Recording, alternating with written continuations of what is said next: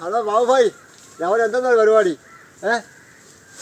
എന്തോന്നേ വലിയ കൊലയാണല്ലോ കൈ ഇരിക്കുന്നത്. ഇതെങ്ങനെ മുതലാവും നിങ്ങൾക്ക്? കൊല വെട്ടി തീർന്നു. എന്നാലും അങ്ങുഞ്ഞൊക്കെ നിപ്പുണ്ട്. അതിലൊരു ചെറിയ കൊല വെട്ടി. ഇന്നിപ്പോൾ ഒരെണ്ണം കൂടെ വെട്ടാറുണ്ട്. കൃഷി ചെയ്തിട്ട് ഒരു പ്രയോജനമില്ല, ചുമ്മാ ചെയ്യാവുന്നേ.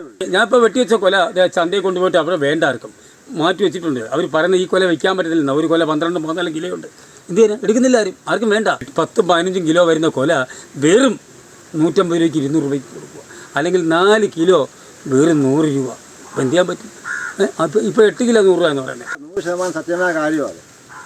ഇവിടെ അന്യ സംസ്ഥാനത്ത് നിന്ന് കൈക്കൂലി വാങ്ങിച്ചിട്ട് ഇവന്മാർ മനഃപൂർവ്വം അറിഞ്ഞുകൊണ്ട് ഇവിടുത്തെ കർഷകർക്കിട്ട് പണി തരുവാണ്. അങ്ങോട്ടും ഇങ്ങോട്ടും വിട്ട് ഓടിക്കുക.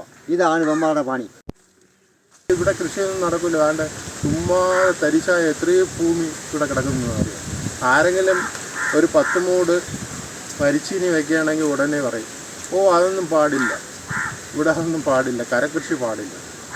ഇതൊക്കെയാണ് ഇവിടെ നടക്കുന്നത്. ഇതെല്ലാം കൈക്കൂലിയുടെ പുറത്തുള്ള പരിപാടിയാണ്. സൗര, നിങ്ങൾ പറഞ്ഞു ശരിയാ. ഒരു കഷ്ടം ഈ കർഷകരുടെ കാര്യം. ഒരു ഗതിയുമില്ല, ചുമ്മാതെ കിടന്ന് രാപകൽ കഷ്ടപ്പെടാവുന്നേ ഉള്ളൂ. ഇവിടുത്തെ ഗവൺമെൻറ്റിന് തള്ളു കേട്ടാലോ. ഇപ്പോഴത്തെ ഇലക്ഷന് പുതിയ നിങ്ങൾക്ക് വാരി തള്ളു മറിച്ച് കൊടുക്കുവാനേ ഇത് ഈശ്വരൂ ഒരു നിക്കപ്പുറത്തിലെ തള്ളുന്നത്.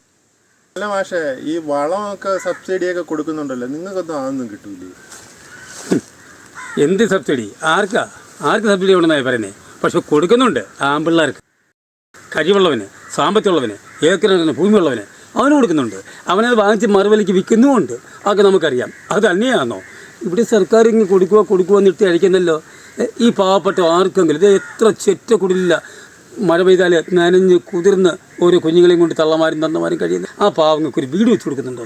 ഒന്നും പാവങ്ങൾക്കില്ല. ഇത് പറച്ചിലേ ഉള്ളൂ. രാമൻ്റെയും കോന്നൻ്റെയും ശിവരാമൻ്റെയും ഒക്കെ പേരുള്ള പശുവും കാളയും പോത്തും വളവും ഒക്കെ ആമ്പിള്ളേരെ എടുക്കും. ആമ്പിള്ളേർ. അത് സത്യം അല്ല.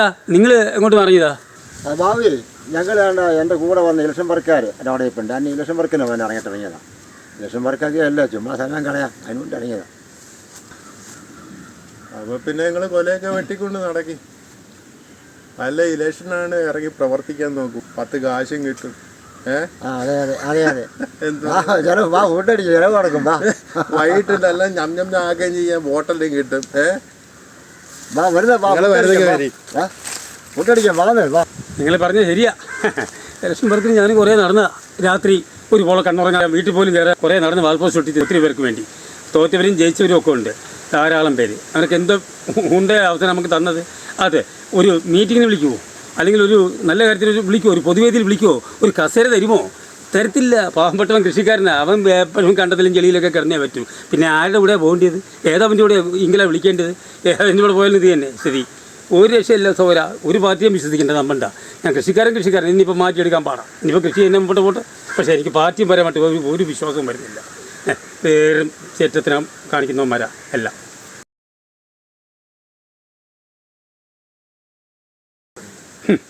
ഇവരങ്ങോട്ട് ചെല്ലട്ടെ. പണ്ടുള്ളൊരു പഴഞ്ചൊല്ലുണ്ട്, മൂത്തവർക്ക് ആദ്യം കൊടുക്കാൻ. അങ്ങനെ മൂത്ത് നിൽക്കുക ഇവർക്ക് ആദ്യം കൊടുക്കുക. ഇവരുടെ ഇതങ്ങ് മാറട്ടെ.